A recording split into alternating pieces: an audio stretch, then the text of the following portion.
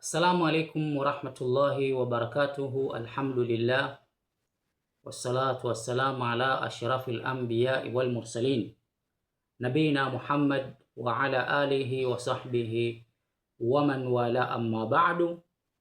Ayuha al-ikhwa, ndugu zangu katika imani, amepokea Anas bin Maliki radhiyallahu anhu riwaya kutoka kwa Mtume Muhammad sallallahu alayhi wasallam annahu qala, ya kwamba Mtume amesema, tasaharu fa inna fi sahuri baraka.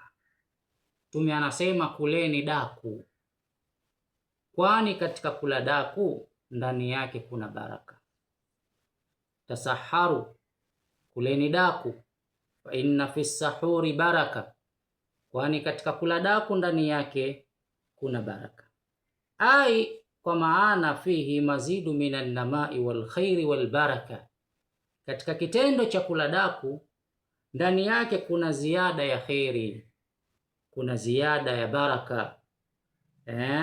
Wal barakatu fi sahuri tahsulu bijihati mutaaddida, na baraka katika kile kitendo cha kula daku, kwenye lile daku inapatikana baraka hiyo katika sehemu tofauti tofauti au katika pande tofauti tofauti. Miongoni mwazo mwa baraka zinazopatikana kwenye kula daku, ittiba'u sunna, ndani yake kuna kufuata sunna za Mtume Muhammad sallallahu alayhi wasallam, wa mukhalafatu ahli alkitab, lakini pia katika kula daku kuna kuwakhalifu ahlul kitab, watu wa kitabu, alyahudu wan nasara. Liannahum la yatasaharun, kwa sababu mayahudi na manasara katika funga zao huwa hawali daku. Sasa wewe Muislamu unapokula daku, basi unakuwa umeweza kutofautiana nao, umeweza kuenda nao tofauti. Kadhalika kwenye kula daku ndani yake tuqawi ala alibada, kunamtia mtu nguvu kuweza kufanya ibada. Unapokula daku, basi kitendo kile kinakusababishia wewe unapata nguvu ya kuweza kutekeleza ibada ya funga, na kadhalika kutekeleza ibada nyingine zinazofanyika ndani ya ule mchana wa Ramadhani.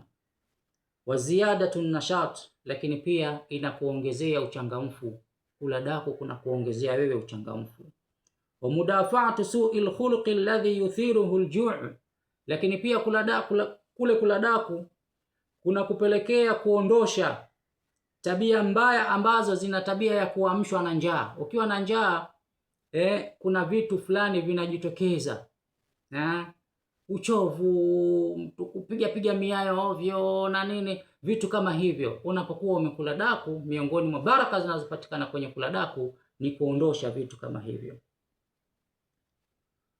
Kadhalika katika kitendo cha kula daku kunapatikana ndani yake tadaruku niyya, kuweza kuidiriki nia, liman aghfalaha qabla an yanama, kwa yule aliyesahau kutia nia ya funga kabla hajalala. Kitendo cha kuamka usiku ukala daku, basi kitendo kile manake unaweka tajdid an-niyya, unatia nia pale ya kwamba kunapokucha mimi nitakuwa ni mwenye kutekeleza ibada ya funga. Kwa haya machache aqulu lakum assalamu alaikum wa rahmatullahi wa barakatuh.